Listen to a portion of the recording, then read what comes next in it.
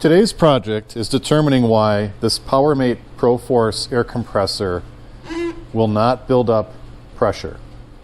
What it does is it runs, but it will not build and maintain any type of usable pressure.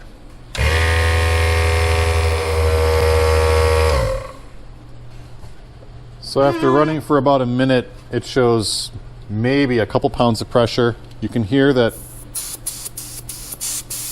it did build up pressure, but didn't build up enough pressure. I don't hear any leaks, so we're going to have to dig into it and find out why that is. According to the Powermate Air website, their troubleshooting chart shows that if the compressor has low pressure or not enough air, possible causes for that are blown seals, valve leaks, or a leaking or worn piston.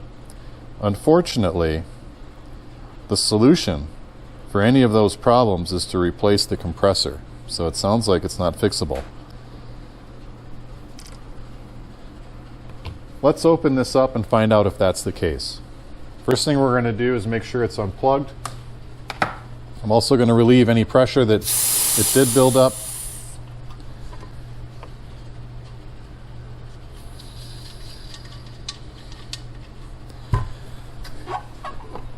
We're going to take this cover off.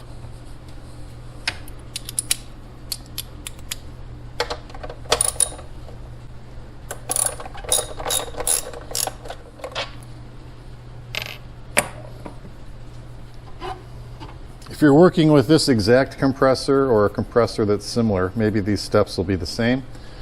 You can see there's a power button here, so that means there's wiring on the inside. Be careful of that. Also, the plug itself goes into the cover. So when we take this off, let's see it, that power cord slid out, but there's going to be wires on the inside. So you could either pop that switch out or just be careful and don't tug on this cover, otherwise you'll be tugging on those wires. What I want to see is I want to see if there's any problem with the piston inside of here. It's an oilless compressor, which means it's got a rubber piston. Not a rubber piston, it's got a rubber piston ring on the piston. And generally those are replaceable. I want to see what that looks like.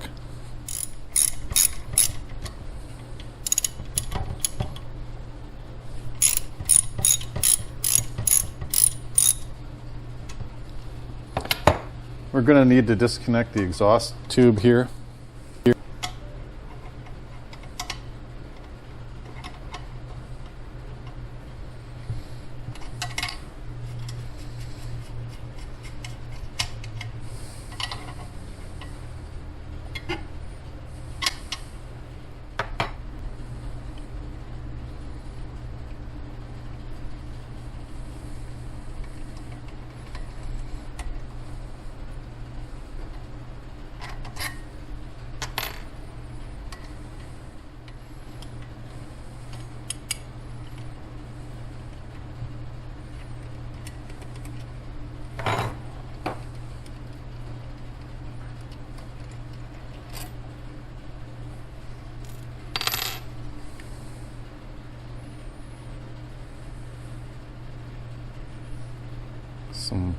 Some type of maybe RTV silicone or some type of a sealant on there, and that's coming off. Like I said, I didn't hear anything leaking. I don't think it's a leak. There is a spring right there, don't lose that. I think that's the valve. And then that same type of a sealant here on the bottom, that's also coming off.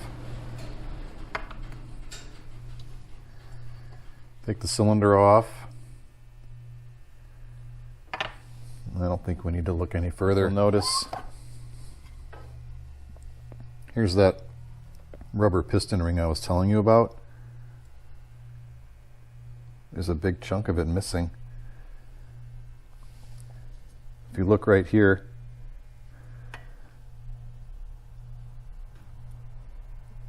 the black rubber piece goes up to the top, except for on almost 50% of it. Seems like it's gone.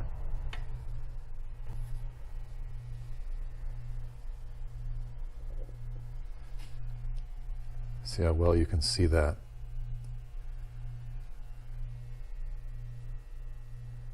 I'm curious about a few things. The first one is, can I buy a rubber piston ring this size? The second is this even replaceable?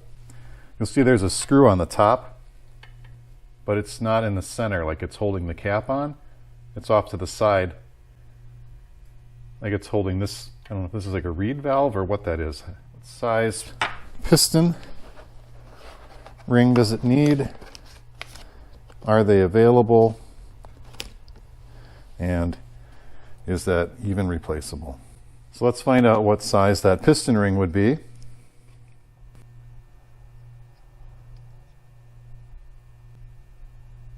I would say it's a 32 millimeter, so about 1.25 inches.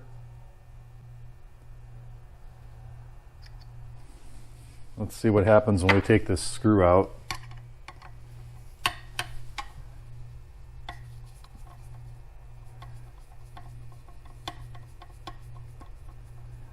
Don't let the screw fall in, otherwise you'll be trying to fish that out. You don't want to do that.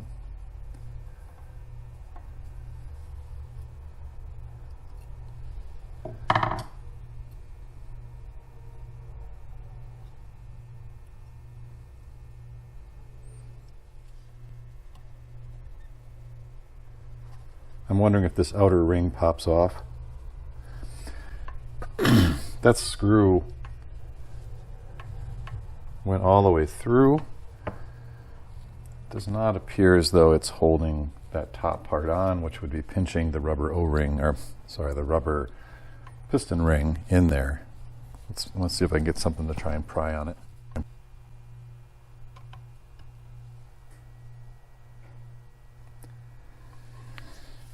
It looks to me like this is pressed on there. Even if I was able to pry it off, I would have a really hard time getting it pressed back on, number one, because it just, you try to drop it down and see if you could press on it. You don't want to damage something. So I think at this point your choices are probably from worst choice to best choice. Worst would be to see if you couldn't put something on here just to make this seal. Like a silicone RTV, something, form a gasket. I don't think that's a good idea. I don't think that would last very long. If it would work at all, I think it would be messy and probably just wear off pretty quick. Another thought would be, if I remove the fan, take this plate off, you could replace the piston with the connecting rod all in one piece. So question would be, can you buy that? If you were to try and find a used one, there's no guarantee that it's in any better condition than the one I've got. So I'm going to do a little bit of research and see if, number one, you can buy this entire assembly. Then just out of curiosity, if they do offer a rubber piston ring in that size, 125 or 32 millimeter. But even if they do, it doesn't seem like I have the ability to pop this off. Normally there would be a screw right in the middle or a bolt. You pop it off, top plate comes off, the rubber piston ring sits in there, you put that back down and you're in business. This looks like it's designed to not be replaced, which would explain why the instructions said buy a new one. I took a little journey on the World Wide Web. What I found is that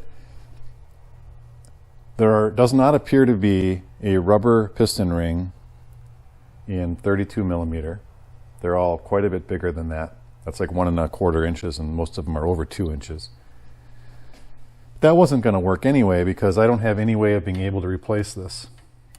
I also could not find replacement parts for this. So I don't think that I'm going to be able to pop the entire connecting rod and piston out of there and put in a new one. I think at this point, this was made to be disposable. You use it until it stops working and you throw it away and buy another one. So the answer to the question on the video was, am I really supposed to throw this away? I believe the answer is yes. This appears to have been made to be disposable. There doesn't appear to be parts available to repair anything. So I think it's a one and done. You run it until it dies and then you throw it away. Unfortunate. And they're not cheap. This was, I think, $100. And if you look online now, they still make the Powermate Pro Force. They're red, but they're about $120. In the world of compressors, I understand that's not a lot of money, but still, to pay $100 for something like this, not have it last very long, and then not be repairable, kind of a pain. I think what I might end up doing is I might disassemble this and turn it into a portable air tank. I could take the motor off, the circuitry off, I could leave the regulator on the front, and then just put something on the exhaust line right here as an input to fill up the tank. If I end up going that route, look for another video. I'll probably do a video of that if that's the direction I end up going. Hopefully, if you have a similar compressor to this and you get this far into it, you don't discover that you have this arrangement where it looks like you're not able to replace anything. Hopefully you have maybe a larger piston where they sell a rubber piston ring that you can use and it's replaceable. Hopefully this video was helpful for you. If you like this and this type of content, please subscribe to the channel. If you have any other thoughts on maybe what I could do with this, throw them in the comments section, and don't forget to like. Thank you.